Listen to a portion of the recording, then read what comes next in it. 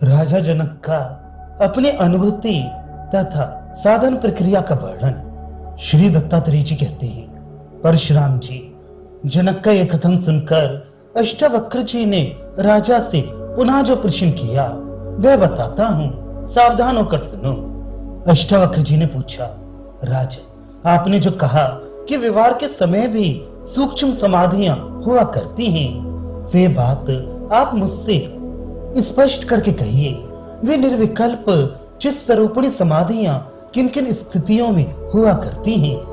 अष्टावक्र के इस प्रकार प्रश्न करने पर उदार चेता महाराज जनक कहने लगे, ब्रह्म सुनिए, मैं व्यवहार में होने वाली समाधियां बतलाता हूँ। पुरुष जिस समय नवीन प्रियतमा से पहली बार प्रगाढ़ आलिंगन प्राप्त करता है, उस समय एक क्षण के लिए उसे बाहर या भीतर की कुछ भी सुध नहीं रहती और ना निद्रा के ही वशीभूत होता है, अतः वे समाधि ही कही जाती है। जिस वस्तु की चिरकाल से लालसा रही हो और उसे अलभ्य समझ बैठे हो, हे मुनि, उसकी जिस समय अकस्मात प्राप्ति हो जाती है, उस समय भी मनुष्य को कुछ देर तक बाहर या भीतर की सुध नहीं रहती और ना वह निंद्रा के ही वशीभूत होता है, वह भी समाधि ही कही गई है। जिस समय मन से किसी प्रकार की कल्पना ना हो तथा निर्भय और प्रसन्न चित्त से कहीं जा रहा हो, उसी समय अकस्मात यदि मार्ग में व्याघ्र आदि कोई काल के समान विकराल जीव दिखाई दे जाए, तब भी एक क्षण के लिए बाहर भीतर की कोई सुध नहीं रहती और न निंद्रा के ही वशीभूत होता है, उसे भी समाधि ही कहा जाता है। अपना पुत्र आदि कोई अत्यंत प्रिय हो, जो निरोग और गृह कार्यों में भी अत्यंत कुशल हो, उसके विषय में यदि अकस्मात सुन लिया जाए कि वह मर गया, तो उस समय भी मनुष्य को एक क्षण के लिए बाहर भीतर की कुछ भी सुध नहीं रहती और ना ही वह निद्रा से आक्रांत होता है, उसे भी समाधि ही कहा जाता है। इसके सिवा समाधि की अन्य स्थितियां भी बतलाता हूँ, श्रवण करो। जागृत, स्वप्न और सुषुप्ति के मध्य में जो संधि स्थान है, उनमें भी समाधियां रहती हैं। मुनि, जब एकाग्र चित्त से कोई दूर की वस्तु देखी जाती है, तो घास पर चलने वाली जोंक के समान मन भी लंबा हो जाता है। इसी प्रकार वे शरीर में रहते समय शरीराकार तथा अन्य किसी भाव में रहने पर तदाकार हो जाता है, किंतु किसी भाव में ना जाकर बीच में रहता है तो मन को सर्वदा निर्विकल्प पाओगे। हे सूक्ष्मदर्शी, इस विषय में अधिक क्या कहा जाए, सुनो। व्यवहार के समय किसी को भी सर्वदा एक ही ज्ञान तो भासता नहीं है। यह विस्तृत व्यवहार खंड खंड ज्ञानों का समूह ही तो है। अतः सभी मतवादी आचार्य आत्मा और बुद्धि को भी क्षण क्षण में भिन्न भिन्न बताते हैं। इन समस्त क्षणों के बीच जो क्षणिक अवकाश रहता है, उसमें निर्विकल्प स्थिति रहती है। अष्टावक्र, याद रखो, जिन्हें समाधि के स्वरूप का ज्ञान है, उनके लिए तो प्रत्येक क्षण में समाधि रहती है, नहीं तो दूसरे पुरुषों के लिए तो समाधि खरगोश के सींग की तरह है ही नहीं। जनक का ऐसा कथन सुनकर अष्टावक्र ने पुनः पूछा, राज, इस प्रकार व्यवहार में यदि सभी को निर्विकल्प समाधि होती रहती है, तो यह संसार कैसे चलता रहता है? ज्ञानात्मक वस्तुओं के दर्शन और सुषुप्ति में तो घट आदि जड़ पदार्थों और अव्यक्त का भाव होता है, इसलिए वे तो मोक्ष रूप पुरुषार्थ के साधन नहीं हो सकते। तथापि निर्विकल्प समाधि तो शुद्ध चेतन का ही अनुभव है, फिर ये संसार चक्र कैसे चल रहा है?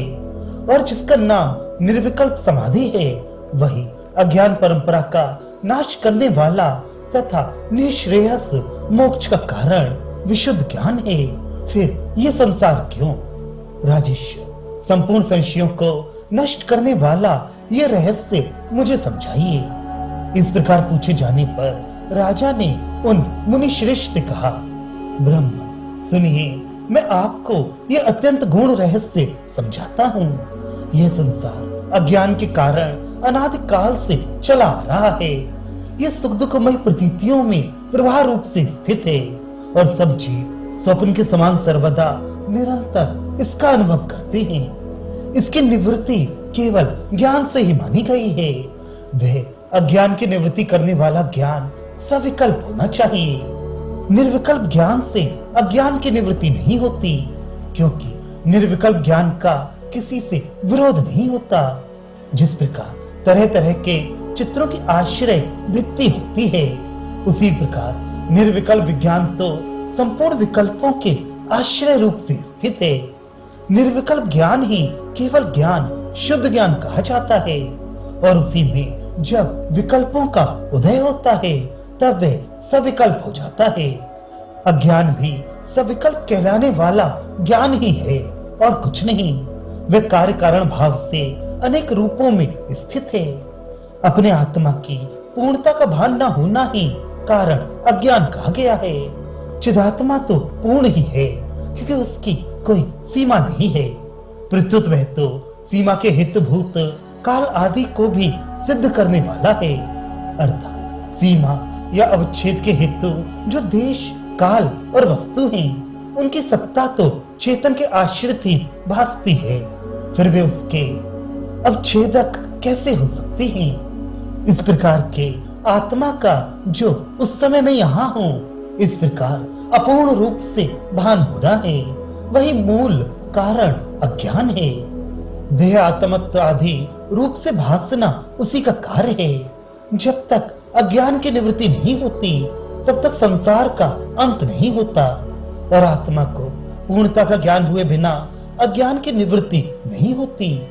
वह आत्मा की पूर्णता का ज्ञान दो प्रकार का है, परोक्ष और अपरोक्ष। इनमें परोक्ष ज्ञान तो गुरु या शास्त्र से होता है, परंतु ये मोक्ष रूप पुरुषार्थ का साक्षात साधन नहीं है, ये बात निश्चित है। जैसे शास्त्र और श्रुति से उत्पन्न हुआ तुम्हारा ज्ञान है, जो केवल श्रद्धा से ही मान लिया गया है, वह मोक्ष रूप फल देने वाला नहीं कहा गया। अपरोक्ष ज्ञान तो समाधि का परिपाक होने पर उत्पन्न होता है, तथा वही प्रपंच सहित अज्ञान का नाश करने में समर्थ और मोक्ष रूप शुभ फल देने वाला होता है, जो समाधि ज्ञान पूर्वक होती है। निश्चय वही अपरोक्ष ज्ञान उत्पन्न कर सकती है। अतः व्यवहार काल में अज्ञानियों को समाधि होते रहने पर भी उनसे मोक्ष रूप पुरुषार्थ की प्राप्ति नहीं होती।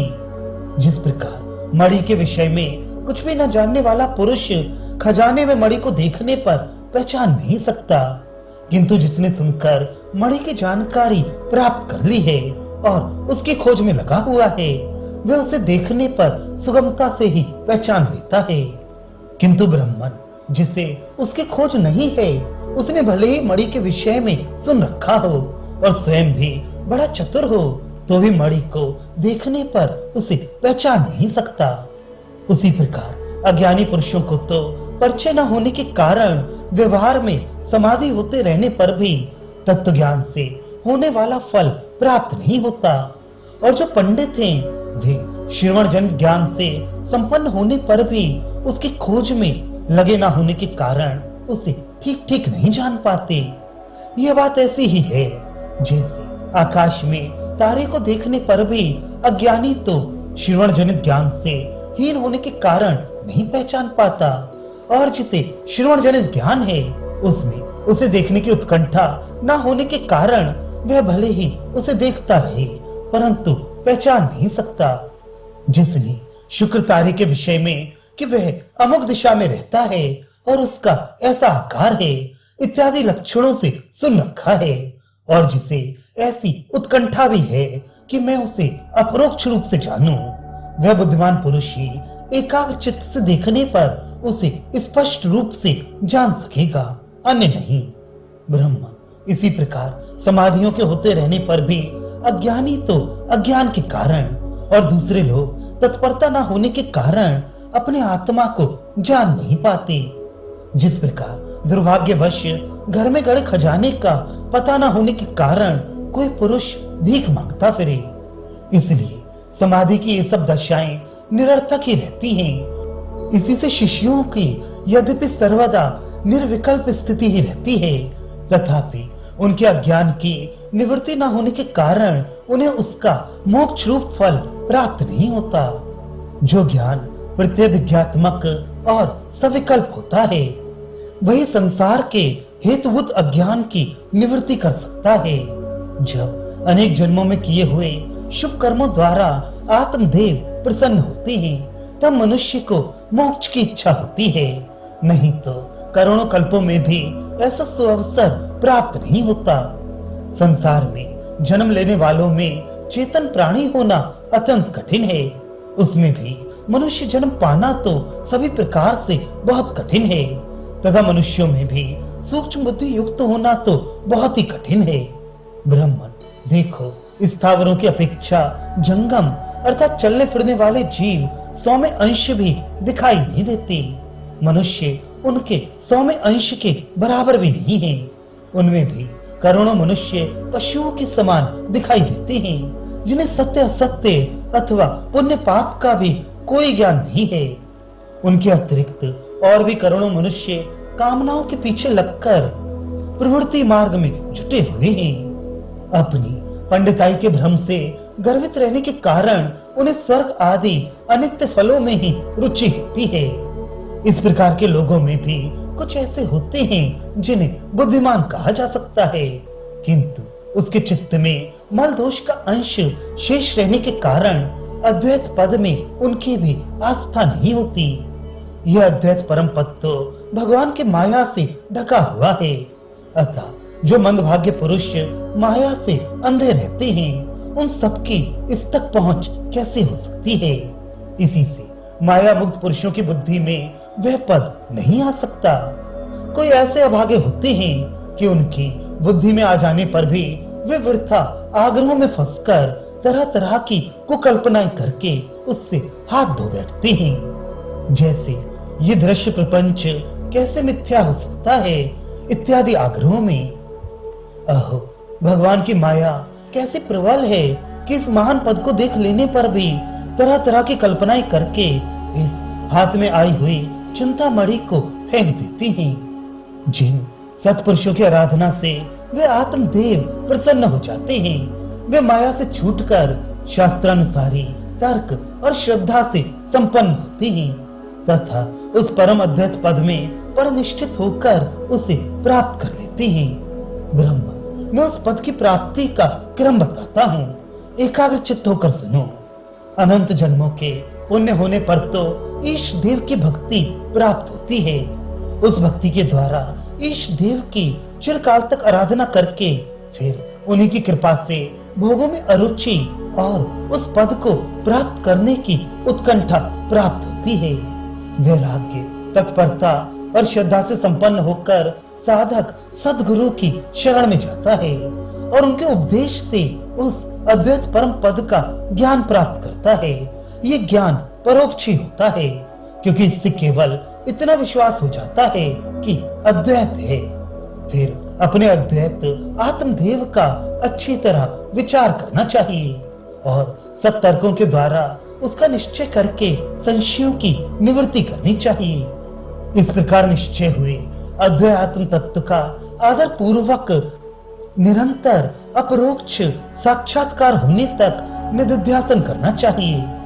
ऐसा प्रयत्न पूर्वक करता रहे, फिर तो वह परम पद मैं ही हूँ ऐसे विकल्प प्रतिविज्ञा को रखकर ध्यान किए जाने पर वह परम पद संसार के मूल कारण अज्ञान का नाश कर ही देगा, इसमें संदेह नहीं।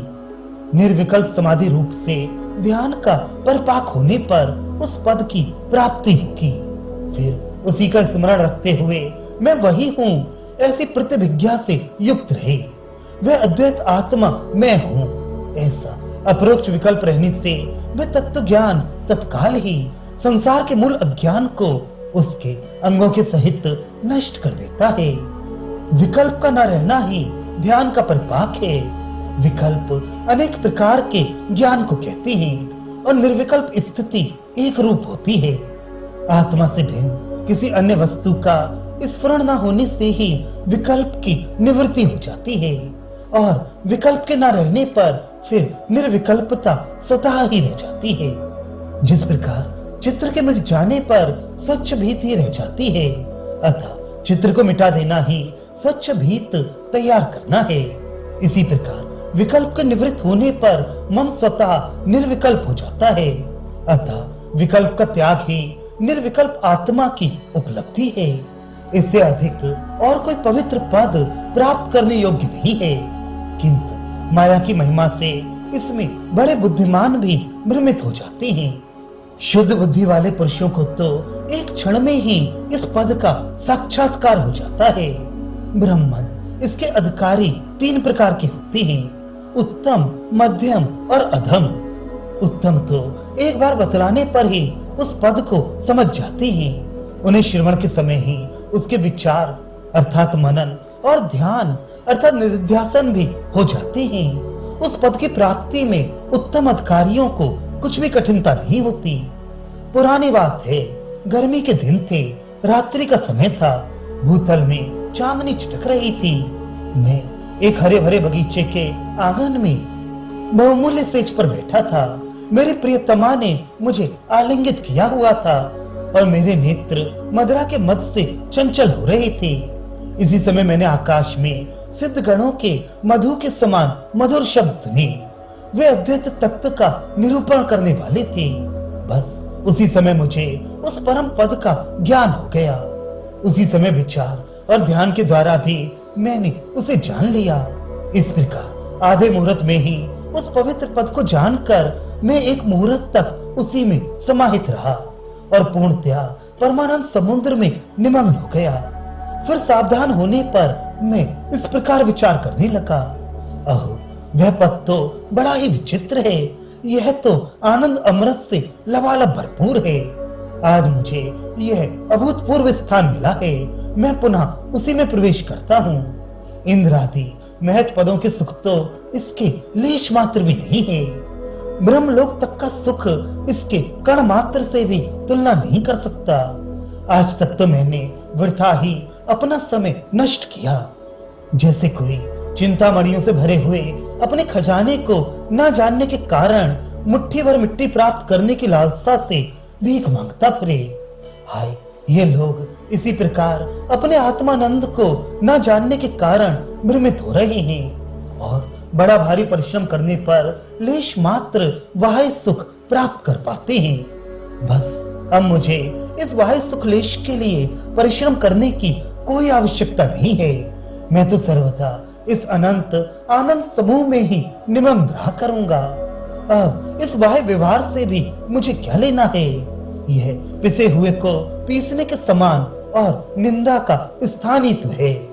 नित्य ही वे ही भोज्य पदार्थ हैं, वे ही मालाएं और सेजे हैं तथा वे ही तरह तरह के आभूषण और स्त्री संभोग आती हैं। चिरकाल से सेवन करते करते यद्यपि ये उच्छिष्ट झूठे जैसे हो गए हैं, फिर भी इन्हीं का सेवन करते रहते हैं।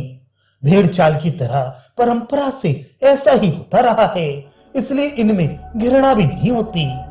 ऐसा निश्चय करके मैं जो ही पुनः अंतर्मुख होने लगा कि उसी समय मेरे सामने एक दूसरा शुभ विचार उपस्थित हुआ। मैं सोचने लगा, अरे मुझे एक ऐसा मनोमोह हो गया। जो आनंद से परिपूर्ण आत्म तत्व है वही तो मैं हूँ। फिर मैं क्या करना चाहता हूँ? मुझे अब और क्या पाना है? ऐसी कौन वस्तु है जो मुझे प्राप्त नहीं है और वह मुझे कहाँ, कब और कैसे मिलेगी? जो चीज प्राप्त है ही नहीं, उसकी प्राप्ति क्या कभी सच हो सकती है? मेरा स्वरूप तो अनंत चिदानंद है। मेरे द्वारा क्रिया कैसे हो सकती है? देह, इंद्रिय और अंतःकरण भी स्वप्न के समान मिथ्या ही हैं। मैं अखंड चिदात्मा हूँ और ये सभी मेरे हैं। फिर एक अंतःकरण का निरोध करके भी क्या होगा? अन्य बिना निरोध किए मन भी तो मेरे ही रहेंगे। इस प्रकार एक मन को रोकने से मुझे लाभ भी क्या? मुझ में तो अनेकों रोके हुए और बिना रोके हुए मन भासते ही रहते हैं। यदि सब मनों का निरोध कर दिया जाए तब भी मेरा निरोध तो होगा नहीं। मैं तो व्यापक महाकाश हूँ, मेरा निरोध कैसे होगा? इस प्रकार पूर्णानंद स्वरूप मेरी समाधि होगी ही कैसे? तथापि मैं तो चिदानंद से परिपूर्ण और आकाश से भी अधिक व्यापक हूँ। फिर मेरे द्वारा कोई शुभ या अशुभ अद्वितीय क्रिया भी कैसे हो सकेगी? अनंत शरीर और आत्मा अभ्यास मेरी महिमा से भास रहे हैं। फिर किसी क्रियाभास के भासने अथवा ना भासने से मुझे क्या प्रयोजन है? इसलिए मेरा लेश मात्र भी ना कोई कर्तव्य है ना अकर्तव्य है। मैं तो आनंद से परिपूर्ण हूँ। अब निरोध करने से ही मुझे क्या मिलेगा? मेरी समाधि हो अथवा ना हो, मैं तो सत्य और पूर्ण स्वरूप ही हूँ। मेरा ये शरीर जिस क्रिया में स्थित हो उसी में स्थित रहे। ऐसा विचार कर मैं तो सर्वदा अपने स्वरूप में ही स्थित और परमानंद से परिपूर्ण रहता हूँ। मैं अलुप्त प्रकाश स्वरूप पर पूर्ण और निर्मल हूँ। इस प्रकार मैंने उत्तम अधिकारी अपनी ही स्थिति का वर्णन किया। अधम अधिकारियों को ज्ञान का फल अनेकों जन्मों के पश्चात मिलता है तथा मध्यम अधिकारियों को क्रमशः श्रवण, मनन और निधिध्यासन करने होते हैं, तब ज्ञान होता है। जिसका फल विज्ञान है, ऐसी समाधि साधारणतया दुर्लभ ही है, और जिनसे विज्ञान रूप फल प्राप्त ना हो, ऐसी सैकड़ों समाधियां होती रहें तो भी क्या लाभ है? इसी से व्यवहार दशा में होने वाली उन विज्ञानहीन समाधियों से मोक्ष रूप फल की प्राप्ति नहीं होती। लोक में भी देखा जाता है कि मार्ग में चलते समय निर्विकल्प मन से अनेकों वस्तुएं देखी जाती हैं, परंतु उन्हें न जानने के कारण उनके अज्ञान की निवृत्ति नहीं होती। निर्विकल्प ज्ञान तो विशुद्ध ज्ञान मात्र है और वह अपना स्वरूप ही है। वह सर्वदा भासते रहने पर भी विकल्पों से ढका रहने के कारण ही भाषित सा नहीं होता। उन विकल्पों, विशेष कल्पनाओं की निवृत्ति होने पर वे पहले से ही भासमान रहते हुए भी नया सा भाषित होता है। विशुद्ध ज्ञान और उससे भाषित होने वाले ज्ञेय पदार्थ का भेद न जानने के कारण जो आत्म तत्व पहले अज्ञात था, उनका भेद ज्ञात होने पर अब वही ज्ञात कहा जाता है। इस प्रकार यही आत्मज्ञान का उत्तम क्रम है। ब्रह्मन, आपने जो आत्मज्ञान का क्रम सुना है, इस पर बार बार विचार करने से आपको भी ज्ञान हो सकता है। फिर ज्ञान प्राप्त करके आप कृतकृत्य हो जाएंगे। इस प्रकार अष्टावक्र मुनि ने जनक से उपदेश प्राप्त किया। फिर जनक ने पूजा करके उन्हें विदा किया। तदनंतर अपने स्थान पर उन्होंने आदर पूर्वक मनन और निधिध्यासन करके उस परम पद को जान लिया। उनके सभी संशय निवृत्त हो गए और उन्हें तत्काल जीवन मुक्त पद की प्राप्ति हो गई।